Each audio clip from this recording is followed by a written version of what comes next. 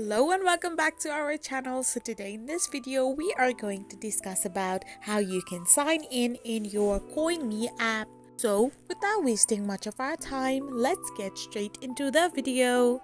So first and foremost, all you need to do is simply tap open your Coinme app, and once you open it, all you need to do is simply press on the sign in option. So after you do this, to sign in into your account, simply type in your email address and type in the password of your account.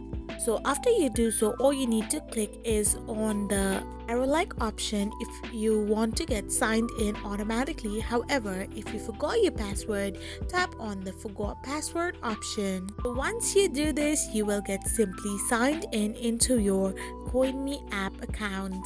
I hope you found this video helpful, so don't forget to hit that subscribe button and do give us a thumbs up. We will be back again with these informative videos. Thank you for watching.